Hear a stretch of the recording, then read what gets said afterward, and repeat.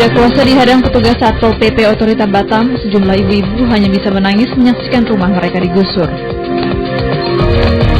Seorang guru SMP Negeri 3 Kupang tega memukuli puluhan siswanya gara-gara terlambat menyerahkan tugas bahasa Inggris.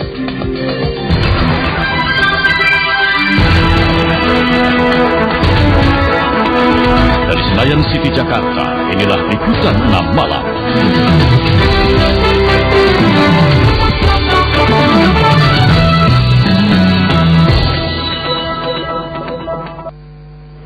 Halo saudara, salam jumpa. Liputan 6 Malam kembali hadir menjumpai Anda dengan serangkaian informasi baik dari dalam negeri hingga ke mancanegara. Saudara, bersama kru yang bertugas dan saya Gadis Palengkuan, inilah Liputan 6 Malam selengkapnya.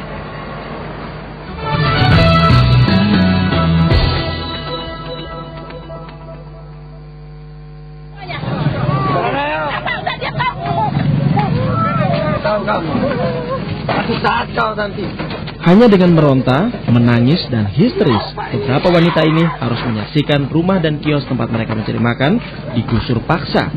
Apalagi yang mereka hadapi adalah puluhan petugas Satpol PP Otorita Batam dibantu polisi dan anggota TNI yang dengan gagah perkasa merubuhkan bangunan yang sudah dihuni warga sejak 8 tahun lalu.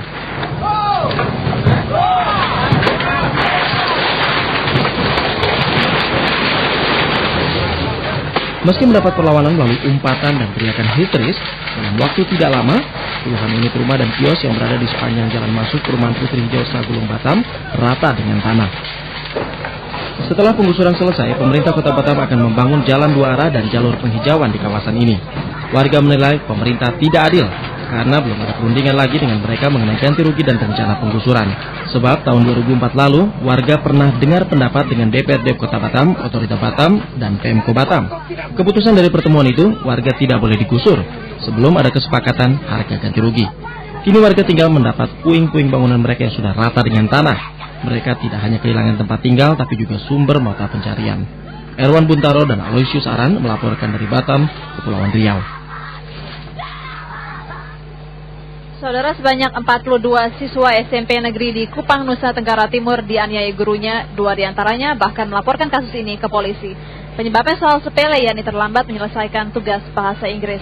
Tindakan penganiayaan ini menambah panjang kasus kekerasan di dunia pendidikan, terutama di sekolah.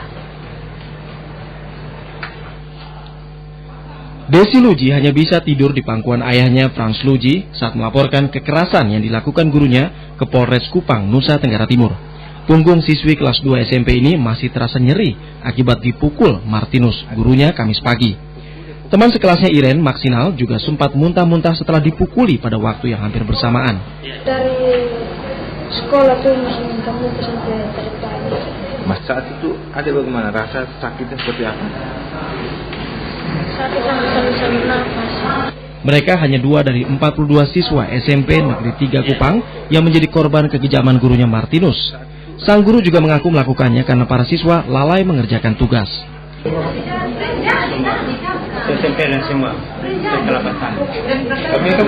Menyikapi perlakuan yang diterima anak-anaknya, orang tua Iren dan Desi berharap kasus penganiayaan ini diproses secara hukum. Harus diproses, karena bukan ini kali saja dia pukul, dia suruh ulang-ulang pukul, cuma karena ini anak dan tidak laku saja. Sebaiknya dia itu ditindak saja, Pak. Tindak secara hukum. Menyikapi tindakan kekerasan Martinus ini, Kepala SMP Negeri 3 Joni Da Costa yang mendampingi pemeriksaan Martinus di Mapolres Kupang mengaku akan memberi sanksi terhadap guru yang terbukti melakukan kekerasan.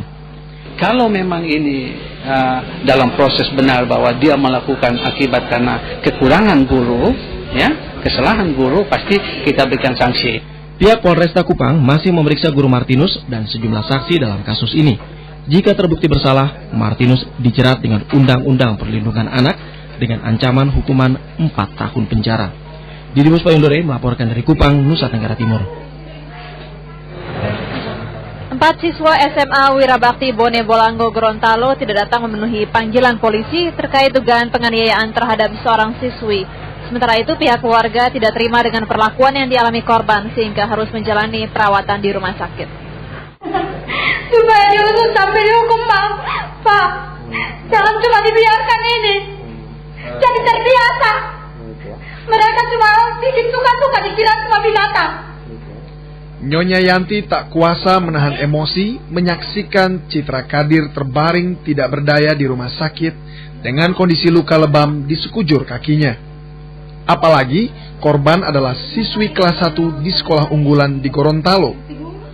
Citra Kadir Sabtu pekan lalu dianiaya melalui hukuman cambuk secara beramai-ramai oleh 20-an siswa SMU Wirabakti.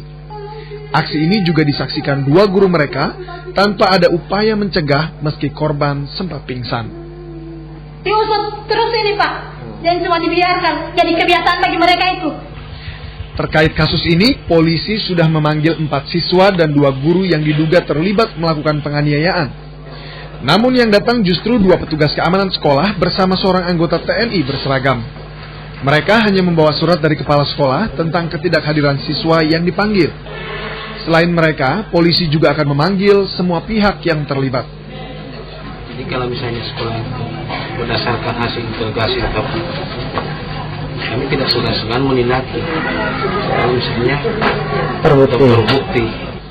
Sedangkan pihak Dinas Pendidikan Bone Bolango Baru akan menyelidiki kasus penganiayaan di sekolah yang didirikan mantan Panglima TNI Jenderal Wiranto tahun 2002 itu. Pihak SMU Wirabakti belum bersedia memberi keterangan dengan alasan perintah yayasan. Kepala Sekolah Yusman Eki melalui telepon menyatakan hukuman cambuk memang ada dalam tata tertib sekolah. Namun jika dalam praktek melampaui batas, ia mengaku siap bertanggung jawab. Syamsu Pana melaporkan dari Gorontalo. Pasca ujian nasional, puluhan siswa di Depok, Jawa Barat ditangkap polisi karena hendak tawuran. Bahkan di dalam tas mereka juga ditemukan aneka senjata tajam. Sedangkan di Indramayu, seorang siswa terpaksa ujian di tahanan karena menjalani hukuman dalam kasus perjudian.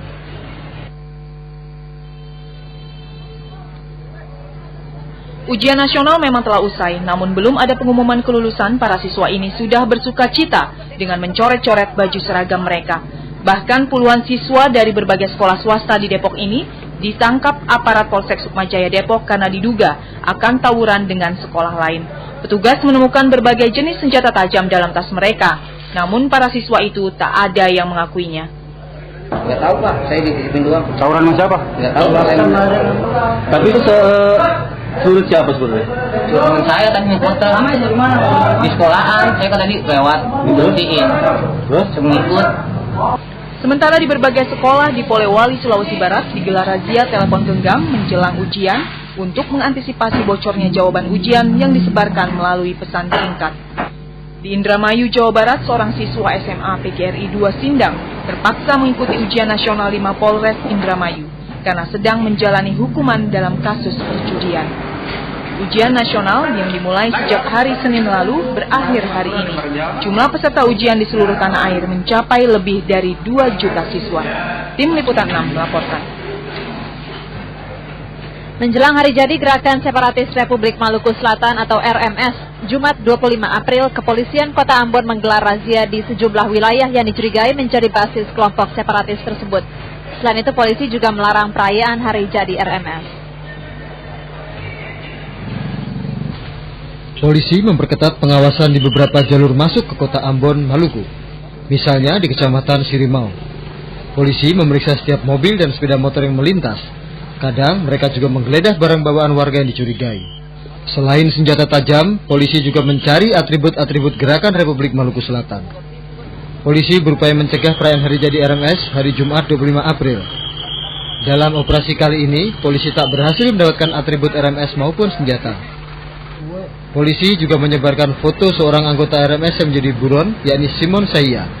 Yang bersangkutan adalah otak insiden tari perang Cakalele di depan Presiden tahun lalu. Juhri Samaneri melaporkan dari Ambon, Maluku.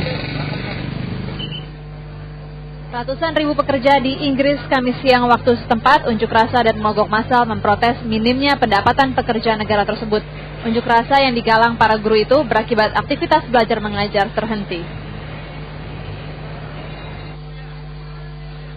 Mogok massal yang dilakukan sekitar 400 ribu pekerja di Inggris muncul karena rasa tidak puas terhadap pendapatan yang diperoleh.